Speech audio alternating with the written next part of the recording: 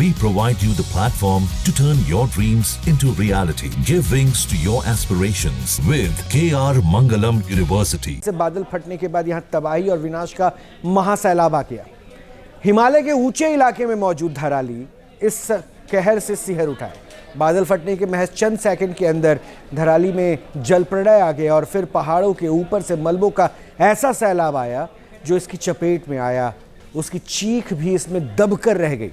बादल फटने के बाद खीर गंगा में भयानक उफान आया और फिर वहां विनाश की गाथा लिखी हुई दिखी।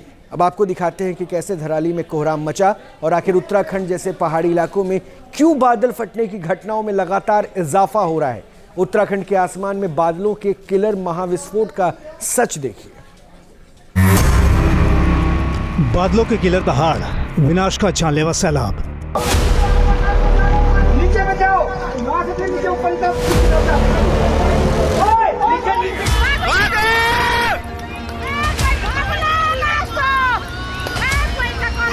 भागो!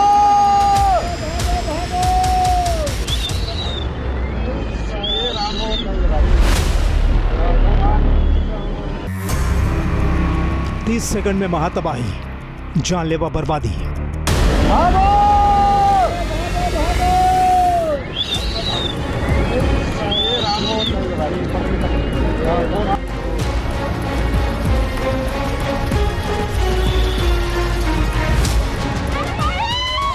उत्तराखंड में कुदरत का विध्वंसक मिजाज, तबाही बेहिसाब।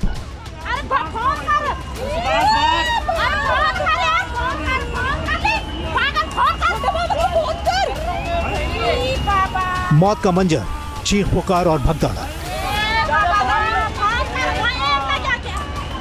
अरे भाग गया, ये मेरी माँ छोड़ दे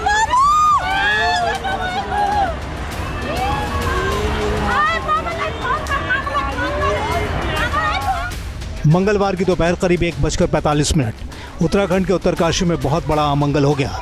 धराली का ये इलाका कुदरती लिहाज से बेहद खूबसूरत माना जाता है, लेकिन किसी को नहीं पता था कि इस जगह पर बादल फटने के टाइम बम का काउंटडाउन चल रहा था। धराली में बादल फटने के बाद किस कदर कयामत जैसे हालात पैदा हो गए, इन तस्वीरों में एक एक सबूत है।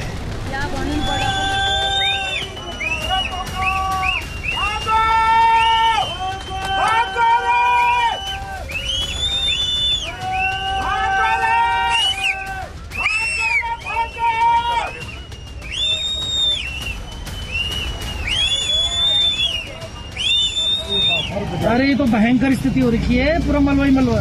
हाँ, ये देखो, ये दोबारा आ ही रहा है। धराली गांव गंगोत्री धाम और मुखवा के पास मौजूद है। जाहिर है आबादी वाला इलाका है, इसलिए जब बादल फटा तब खीर गंगा ने इस रिहायशी इलाके को लगभग चीर ही दिया और चंद सेकंड के अंदर ही जब मलबा इस रिहायशी इलाके की तरफ बढ़ने लगा तो लोगों की सांसें थम गई। मौत आंखों के सामने आकर नाचने लगी।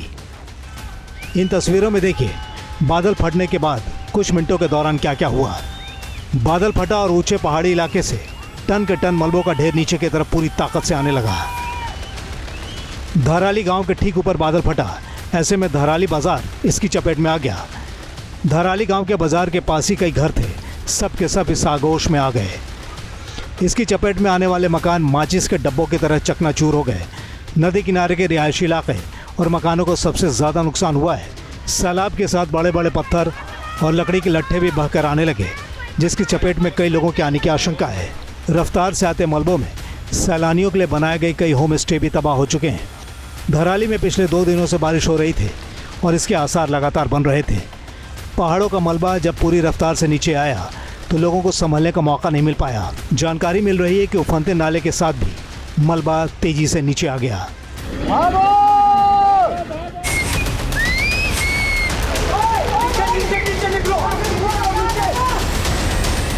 पता ही नहीं चल रहा है कि यहाँ से कब मार्केट भी था यहाँ पे।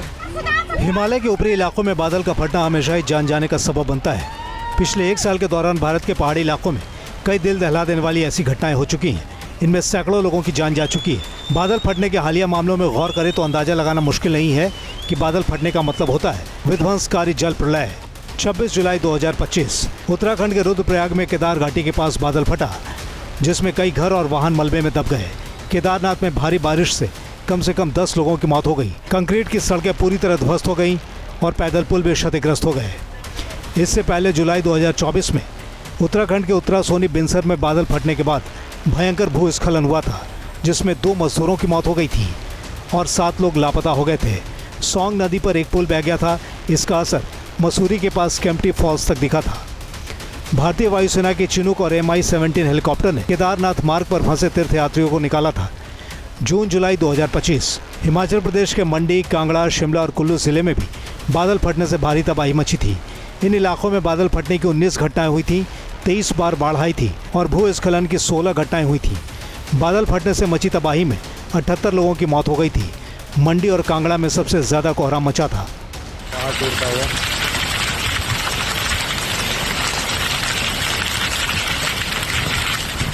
जाहिर है, सबसे बड़ा सवाल यही है कि आखिर उत्तराखंड बादल फटने के लिहाज से इतना संवेदनशील क्यों बन गया है।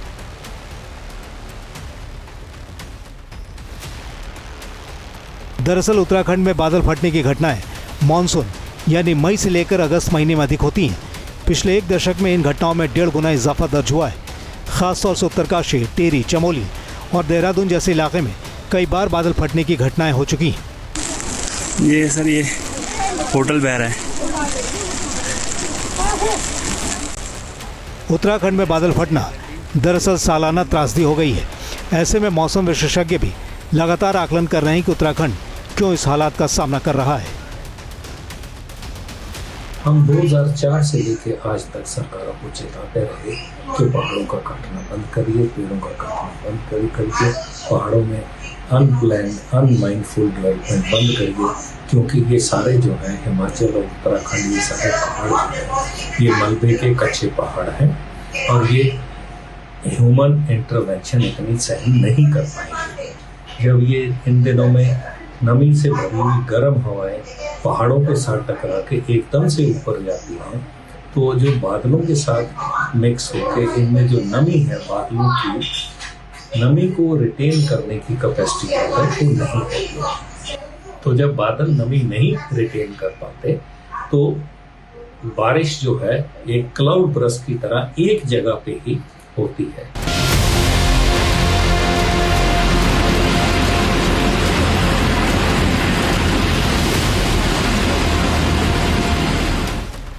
जलवायु परिवर्तन और बेतरतीब विकास इस बादल फटने से मचने वाली तबाही के लिए दोहरा हमलावर साबित होते आए हैं। अरे बह गया, ये मेरी उत्तराखंड हिमालय के उस इलाके में स्थित है जो पहाड़ हैं जो बादलों को रोकते हैं। ऐसे में जब नमी से भरे बादल पहाड़ों से टकराते हैं तो वे ऊपर उठते हैं और ठंडी हवाओं के संपर्क में आने पर पानी की बूंदों में बदल जाते हैं, जिससे अचानक बारिश होती है और बारिश का बहुत बड़ा हिस्सा एक ही जगह पर आकर गिर पड़ता है। जब वो एक जगह पे कंसंट्रेट होकर भारी बारिश होती है तो वो भारी बारिश जो है पहाड़ों का अपना मलबा साथ लेके ढलान की तरफ चलती है, तो उसके ढलान के रास्ते में जो भी आएगा वो साफ हो जाता है, जैसा कि अनफॉर्चुनेटली इस गांव में आज हुआ है।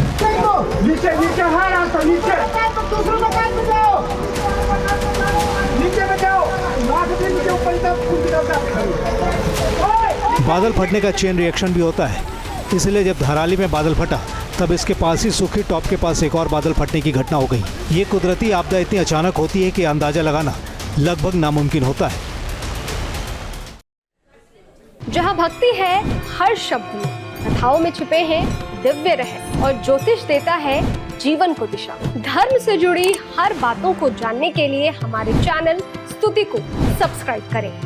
चैनल पर जाने के लिए इस लिंक पर क्लिक करें।